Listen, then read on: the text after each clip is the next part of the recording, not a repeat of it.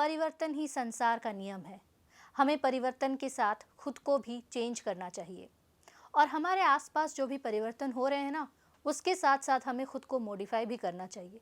लेकिन हमें एक बात ध्यान में रखना चाहिए कि जो भी परिवर्तन हम कर रहे हैं वो ज़्यादा दूर तक ना लेके जाएं। जो भी परिवर्तन हम अपना रहे हैं और जो चीज़ें हमने पीछे छोड़ दी हैं, उन दोनों को हमें कंपेयर करना चाहिए। दोनों में क्या प्रोज है, क्या कॉन्स है, ये हमें पता होना चाहिए। मैंने एक आर्टिकल पढ़ा है जिसमें मैंने ये जाना है कि कॉफ़ी और वाइन कैसे अफेक्ट हो रहे हैं। मुझे पता है आप लोग ये सोच रहे होंगे ना कि कॉफ़ी और वाइन कैसे लिंक हो सकते हैं।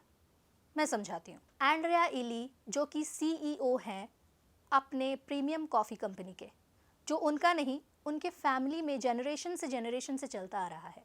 जो एंड्रिया इली है ना, ये सिर्फ कंपनी नहीं चला रहे, वो कॉफ़ी को लेके काफ़ी पैशनेट है। कॉफ़ी के साइंस के बारे में, कॉफ़ी से क्या हेल्थ बेनिफिट्स मिलते हैं, कॉफ़ी के टेस्ट के बारे में, कॉफ़ी के ब्यूटी के बारे में वो एकदम पागल से हैं। इली का एक सपना है और उन्हें डर भी है कि वो दिन दूर नहीं जब वाइन कॉफ़ी मार्केट को ओवरटेक कर लेगा। कैसे, मैं बताती हूँ।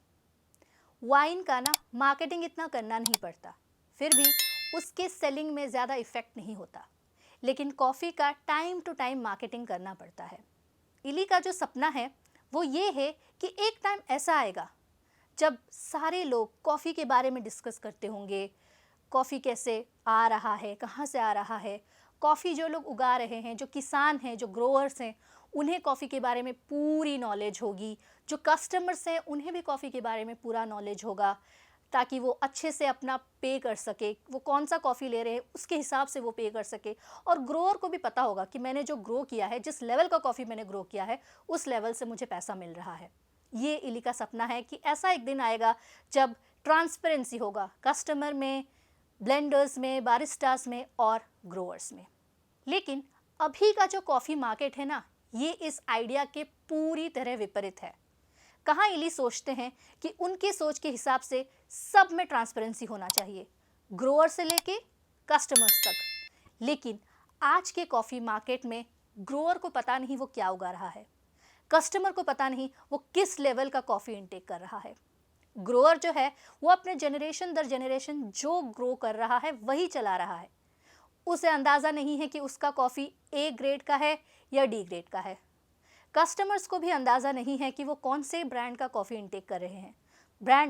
ब्रांड की बात करें तो हमें मुश्किल से कॉफ़ी के एक दो ब्रांड ही पता होंगे, वही नेस्कैफ़े या ब्रू। हमें सही से नहीं पता कि कौन सा कॉफ़ी ए ग्रेड में आता है और कौन सा लो ग्रेड में। जो कॉफ़ी ग्रोअर्स हैं उन्हें नहीं पता कि वो कौन से लेवल का कॉफ़ी ग्रो कर रहे हैं। उन्हें ठगा जाता है, उन्हें अपने कॉफ़ी का एग्जैक्ट प्राइस नहीं मिल पाता। उनके कॉफ़ी बीन्स चाहे बहुत अच्छे क्वालिटीज़ की क्यों ना हो, लेकिन प्राइस उनको वही सब्सिस्टेंस लेवल के ही मिलते हैं। अगर कोई ग्रोअर है जिसका अच्छा टाइम चल रहा है, जो अपने अच्छे कॉफ़ी ग्रो कर रहा है, अच्छे कॉफ़ी बीन्स ग्रो कर रहा है, उसको सेम प्राइस मिलता है।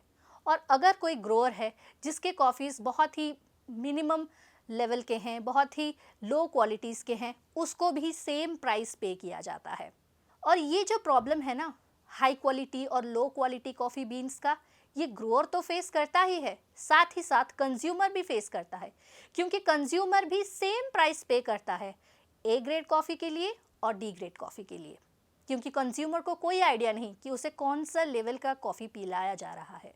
इली का यही मानना है कि ये जो गलत साइकिल चल रहा है, जो गलत सर्कल चल रहा है, जिसमें ना कंज्यूमर को ना ग्रोअर को किसी को आइडिया नहीं है कॉफ़ी के बारे में, तो इस केस में इली का यही मानना है कि सब में एक ट्रांसपेरेंसी मेंटेन किया जाए, सबके पास नॉलेज हो, एक बेसिक नॉलेज हो कॉफ़ी बीन्स के बारे में। जब ग्रोअर के पास बेटर नॉलेज होगा कि वो कौन से लेवल का कॉफ़ी ग्रो कर रहा है, तो वो उस हिसाब से अपना डिमांड कर सकेगा पेमेंट का।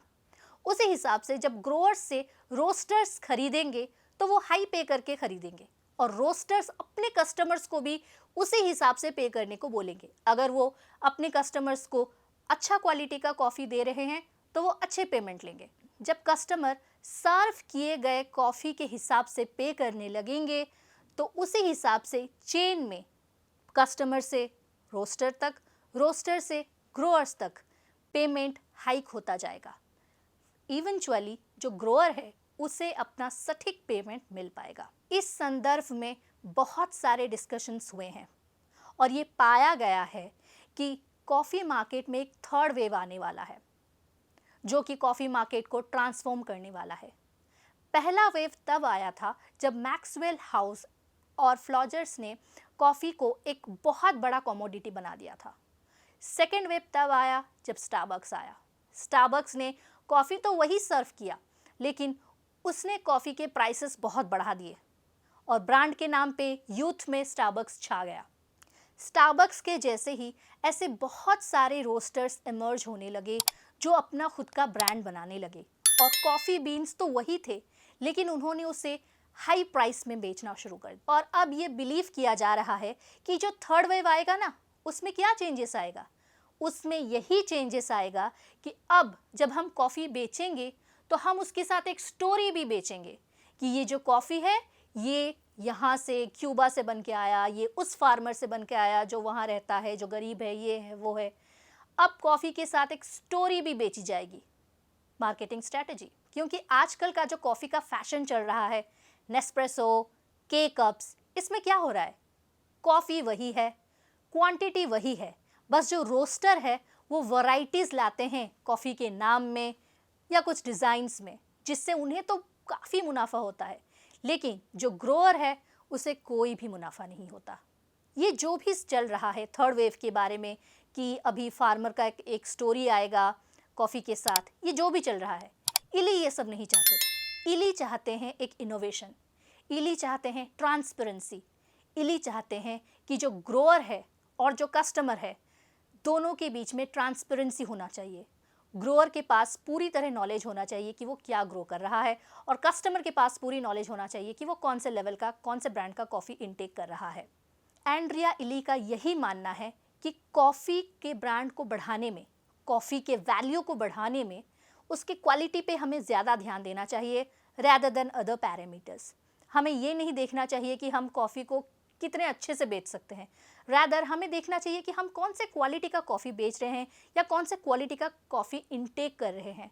एंड्रिया इली का जो मानना है कि कॉफ़ी का वैल्यू कम हो जाएगा और वाइन उसे ओवरटेक कर लेगा, ये होने में ज़्यादा वक्त नहीं लगेगा, क्योंकि बात वही है, वाइन के एडवर्टाइजमेंट की ज़रूरत नहीं पड़ती, लेकिन कॉफ़ी को टाइम टू टाइम मार्केटिंग की ज़रूरत पड़ती ही है।